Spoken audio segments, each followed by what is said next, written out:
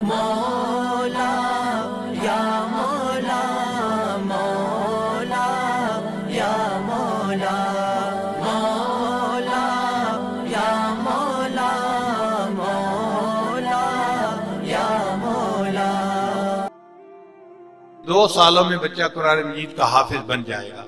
जो एवरेज बच्चा होता है वो 20 दिन में एक पारा याद कर लेता है। जो बहुत ज़हीन हो वो 15 दिन में भी कर सकता है, और जो इतना इंटरेस्ट न रखता हो वो 1 महीने में कर सकता है।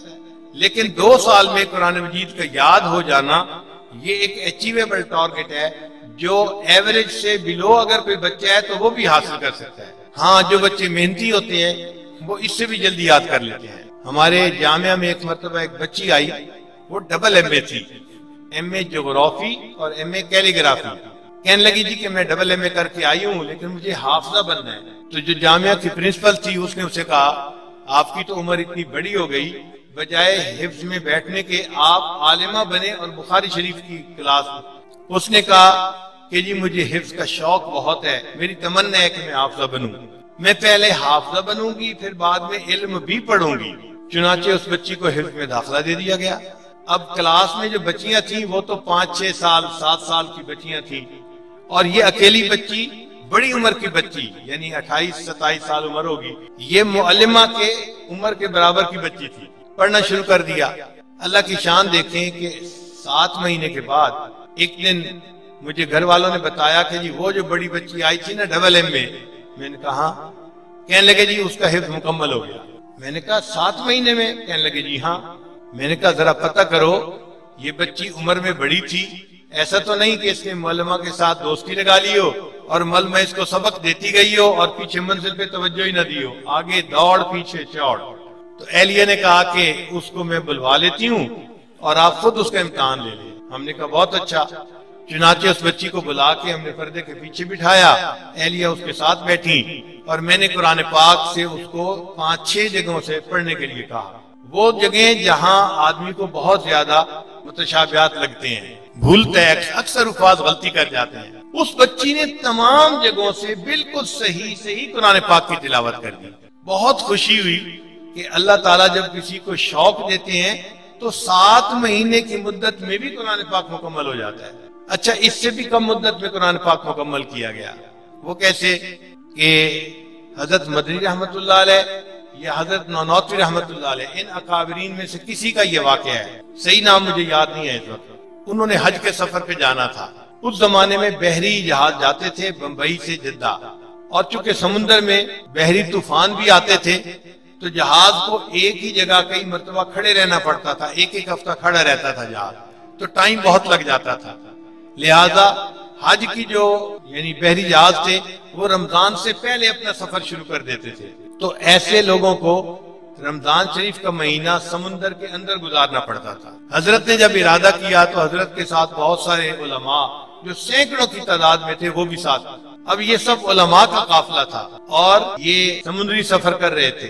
जब रमजान शरीफ आया तो उस वक्त पता चला कि उलमा तो बहुत हैं लेकिन मुकम्मल हाफिज कोई भी नहीं। तो उस वक्त जो बड़े थे हजरत मदनी रहमतुल्लाह अलैह या हजरत नौनौतवी जो भी थे, उन्होंने फरमाया कि अच्छा मैं कोशिश करता हूँ कि मैं दिन में पारा याद किया करूंगा और रात तरावी में मैं पढ़ दिया करूंगा, क्योंकि मुझे शर्म आती है कि इतने बड़े बड़े इल्म के पहाड़ और वो कुरान पाक की आखिरी 10 सूरतों से तरावी की नमाज पढ़ रहे हो, ये मुझे शर्म आती है। चुनाचे हजरत दिन में एक पारा याद करते और रात को वो तरावी में कुरान पाक का पारा सुना देते।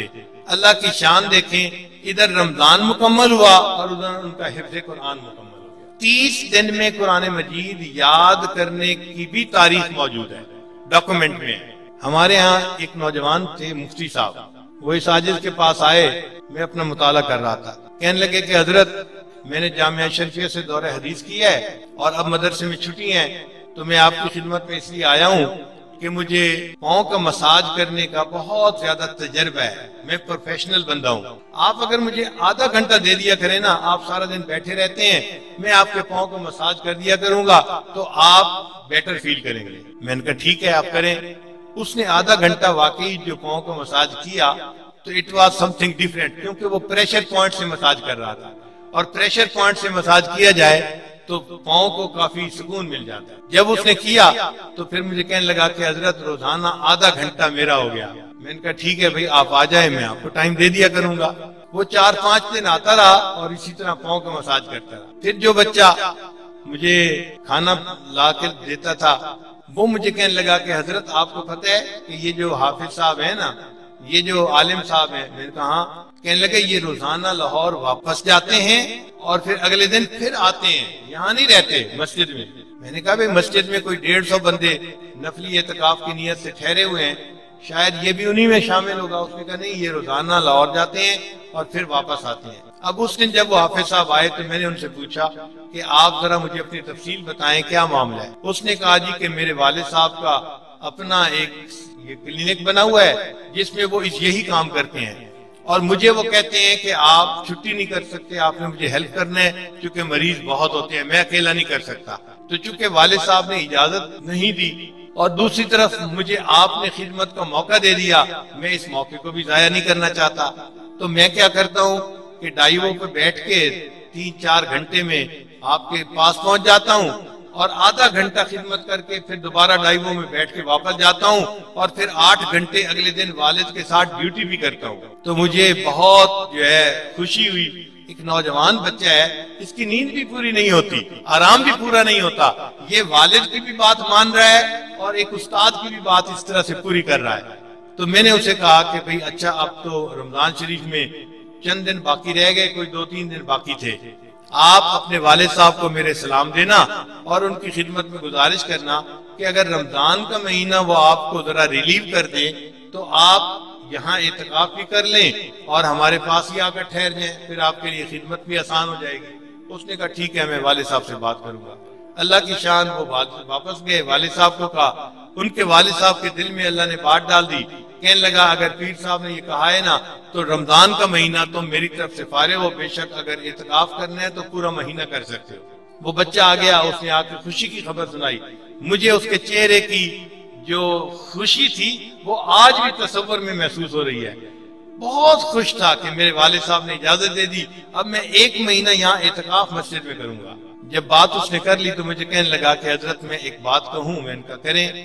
कहने लगा कि मैंने दौरे हदीस तो मुकम्मल कर लिया, मेरे दिल में हमेशा से शौक रहा है मैं कुरान पाक का हाफिज बनूं, अगर आप इजाजत दें तो मैं नियत करके साथ शुरू कर देता हूँ। मैंने कहा बहुत अच्छा। चुनाचे उसने कुरान पाक हिफ्ज भी शुरू कर दिया नफली एतकाफ के दौरान।